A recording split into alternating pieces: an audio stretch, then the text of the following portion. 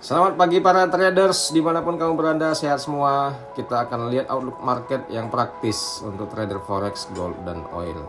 Nomor satu di forex untuk dolar, yen, dan Mayer pairs. Inti dari beritanya adalah dolar ini akhirnya berhenti dari penurunan 9 hari terakhir.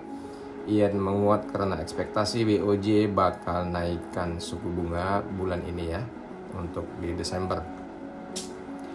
Oke, kita akan lihat dampaknya ke market untuk di dolar yen. Ini berpotensi turun karena yennya menguat, berarti otomatis dolarnya melemah. Dan dolar indeks DXY masih terlihat lemah, meski rebound kecil bisa membuat tekanan bearish belum selesai. Pasangan Mayer seperti euro dolar dan GBP dolar cenderung tetap menguat selama dolar indeks belum bergerak naik yang strong. Oke, trading plan-nya begini untuk di forex ya. Untuk di dolar yen tekniknya adalah fokus cari hanya level entry untuk short, untuk sell. Jadi sell on rally selama belum tembus resisten harian. Cek resisten hariannya.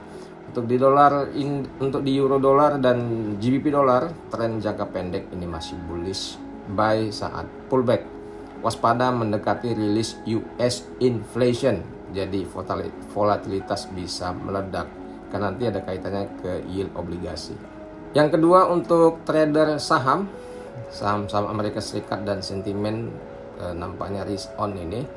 Wall Street flat tapi sentimen pasar tetap positif karena harapan The Fed pangkas suku bunga minggu depan. Jadi minggu depan kamu harus lebih fokus dan lebih intens lihat market.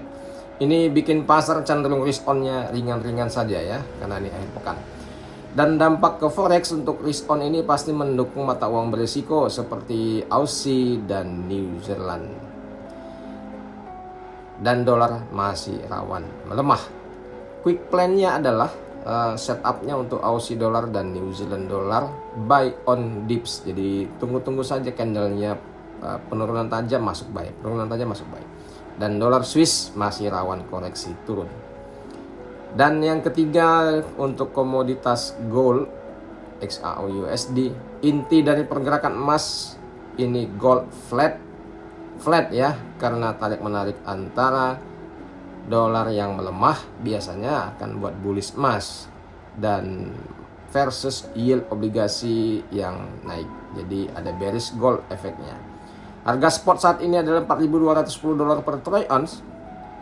Futures untuk bulan Februari 4.243. Jadi apakah akan terjadi pricing up untuk mendekati futures? Ini maknanya buat kita para trader semua, ini gold sedang menunggu data inflasi AS, dan potensi bergerak besar bisa terjadi. Selama harga bertahan di area support harian, ini bias masih tetap bullish.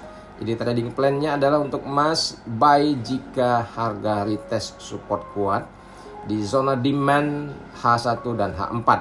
Hindari buy di puncak karena yield yang naik bikin gold mudah koreksi cepat.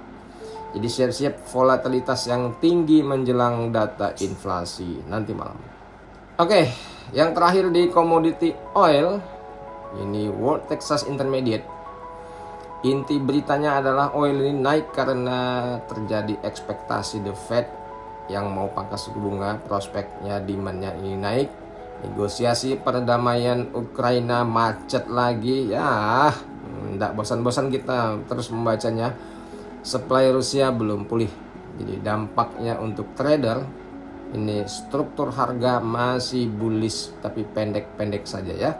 Konflik dan ekspektasi The Fed ini akan memberikan support penguatan yang terbatas. Trading plan kita untuk di oil ini buy on dip selama harga bertahan di trend line H1 dan H4. Jadi target konservatif aja nih karena volatilitas rentan dari berita geopolitik. Hati-hati false breakout di level resisten ya guys. Jadi cek juga data closing mingguannya. Oke, sebagai penutup versi dari trading stocks gaya kita pastinya ya, lain dan berbeda daripada yang lain. Dolar lagi istirahat, yen lagi angkat barbel, gold masih lirik-lirik data inflasi, dan oil naik gara-gara perdamaian masih di PHP. Intinya market lagi ngecas tenaga. Trader tinggal siapin plan, jangan ikut-ikutan panik. Karena kita yang kontrol market ya, bukan market yang mengontrol kita. So, buat kamu market briefing pejuang margin, karena ADP terjadi kecelakaan semalam, fokus dolar bisa melemah.